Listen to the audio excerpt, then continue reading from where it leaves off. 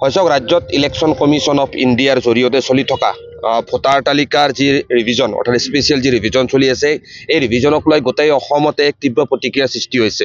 বিশেষকৈ আপোনালোকে নিশ্চয় গম পাইছে যে সম্পূৰ্ণভাৱে উদ্দেশ্য প্ৰণোদিতভাৱে অসমৰ মুখ্যমন্ত্ৰী ডক্টৰ হিমন্ত বিশ্ব শৰ্মা ডাঙৰীয়াৰ প্ৰত্যক্ষ নিৰ্দেশত তেখেতৰ স্বীকাৰোক্তি অনুসৰি গোটেই অসমতে বিজেপি কৰ্মীসকলে অসমৰ হেজাৰ হেজাৰ লাখ লাখ সংখ্যালঘু মুছলমান ভোটাৰৰ বিৰুদ্ধে ফৰ্ম 7খন মানে ব্যৱহাৰ কৰি অৰ্থাৎ অপব্যৱহাৰ কৰি লক্ষাধিক ভুৱা আপত্তি দাখিল কৰিছে। আৰু সেই ভুৱা আপত্তিৰ অজুহাতত ইলেকশ্যন কমিশ্যন অফ ইণ্ডিয়াই অসমৰ প্ৰতিটো বিধানসভা সমষ্টিতে উক্ত ভোটাৰসকলক বিভিন্ন শুনানিলৈ মাতি আছে। বা আমি গম পাইছোঁ যে BLOসকলৰ জৰিয়তে হওক মূলতঃ হেজাৰ হেজাৰ লাখ লাখ জেনুইন ভোটাৰৰ নাম ভোটাৰ তালিকাৰ পৰা কৰ্তন কৰিবলৈ এটা ষড়যন্ত্ৰ চলিছে। আচলতে আমি ক'বলৈ বাধ্য হৈছোঁ, এয়া কোনো স্পেচিয়েল ৰিভিজন নহয়, এয়া হ'ল এক political division sponsored by BJP government. Election commission of India আজিৰ তাৰিখত বিজেপি নেতৃত্বাধীন চৰকাৰৰ এটা অংগলৈ পৰিণত হৈছে, এটা শাখালৈ পৰিণত হৈছে। তো এই ক্ষেত্ৰত আমি ABMCয়ে তীব্ৰ প্ৰতিবাদ সাব্যস্ত কৰিছোঁ। ইয়াৰ বিৰুদ্ধে ধাৰাবাহিকভাৱে আমি আমাৰ প্ৰতিক্ৰিয়া দি আহিছোঁ। কথাটো হ'ল, আজি যিসমূহ ফৰ্ম 7ৰ অপব্যৱহাৰ কৰা হৈছে, আজি এনেকুৱা আমি বিভিন্ন উদাহৰণ দেখা পাইছোঁ। আৰক্ষী থানাসমূহত গোচৰ ৰুজু হৈছে, যিসকল ব্যক্তিৰ জৰিয়তে ফৰ্ম 7ৰ অপব্যৱহাৰ কৰি কোনোবা জেনুইন মানুহক, জীৱিত মানুহক মৃত সজাই আপত্তি দেখুওৱা হৈছে, স্থায়ী বাসিন্দাক পাৰ্মানেণ্টলি শিফটেড দেখুওৱা হৈছে। তো এই ধৰণৰ অবজেকশ্যন ব্যৱহাৰ কৰোঁতে আনকি বিভিন্নজন ব্যক্তিৰ চহী পৰ্যন্ত জাল কৰা হৈছে। এজন ব্যক্তিৰ জৰিয়তে একোটা সমষ্টিত শতাধিক ব্যক্তিৰ বিৰুদ্ধে আপত্তি দাখিল কৰা হৈছে, বাল্ক অবজেকশ্যন দাখিল কৰা হৈছে।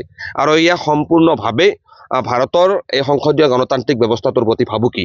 আমাৰ দেশখনত ভোটাৰে চৰকাৰ নিৰ্বাচিত কৰে, কিন্তু আজি এনেকুৱা এটা পৰিৱেশ অসমত সৃষ্টি কৰি দিয়া হৈছে য'ত চৰকাৰৰ নেতৃত্বত থকা ৰাজনৈতিক দলটোৱে নিৰ্বাচন কৰিব যে আমাক কোনে ভোট দিব। তো এইখিনি কথা কোনো কাৰণতে গ্ৰহণযোগ্য নহয়। আৰু এই ক্ষেত্ৰত আমি দেখিবলৈ পাইছোঁ মুখ্যমন্ত্ৰী হিমন্ত বিশ্ব শৰ্মা ডাঙৰীয়াই মুকলিভাৱে কৈছে যে তেখেতৰ নেতৃত্বতে ভুৱা আপত্তিসমূহ দাখিল কৰা হৈছে। সংবিধানখন আভেল কৰা, কনষ্টিটিউশ্যন আভেল কৰাৰ শপত লোৱা মুখ্যমন্ত্ৰী এজন ৰাজ্যখনৰ মুৰব্বী, তেখেতৰ মুখেৰে এনেকুৱা ধৰণৰ অসাংবিধানিক মন্তব্য আজি যি আমি মুকলিভাৱে শুনিবলৈ পাইছোঁ, এয়া দেশৰ গণতন্ত্ৰৰ প্ৰতি মুঠি স্বাস্থ্যকৰ নহয়।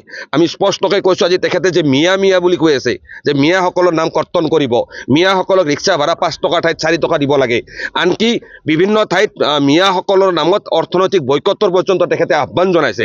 আচলতে মিয়া বুলি কোনো কথা নাই। তেখেতে যেতিয়াই মিয়া বুলি শব্দটো উচ্চাৰণ কৰে, সেই শব্দটোৰ অৰ্থ হ'ল গোটেই অসমৰ সৰ্বস্তৰৰ মুছলমান সমাজখন। ইয়াত গৰীয়া, মৰীয়া, উজানি, টেকি, ভাটিয়া সৰ্বস্তৰৰ মুছলমানসকলক তেখেতে মিয়া নামেৰে সম্বোধন কৰি আজি ৰাজ্যত এটা চূড়ান্ত সাম্প্ৰদায়িক মেৰু বিভাজনৰ ৰাজনীতি কৰি অহা এই বিধানসভা নিৰ্বাচনত তেখেতে এই সাম্প্ৰদায়িকতাবাদকে, এই বিভাজনৰ ৰাজনীতিকে মূল আধাৰ হিচাপে লৈ তেখেতে নিৰ্বাচনত অৱতীৰ্ণ হ'ব বিচাৰিছে। আৰু তেখেতে গম পাইছে যে তেখেতৰ বিৰুদ্ধে যিসমূহ ভোটাৰে ভোট দিবলৈ ইতিমধ্যে সাজু হৈছে, সেই ভোটাৰসকলক তেখেতে যিকোনো মূল্যৰ বিনিময়ত ভোটাৰ তালিকাৰ পৰা নাম কৰ্তন কৰি বক্ৰপথৰে পুনৰাই 2026ত এই বিধানসভা নিৰ্বাচনত অৱতীৰ্ণ হয় আকৌ এবাৰ মুখ্যমন্ত্ৰী আসনত বহিব।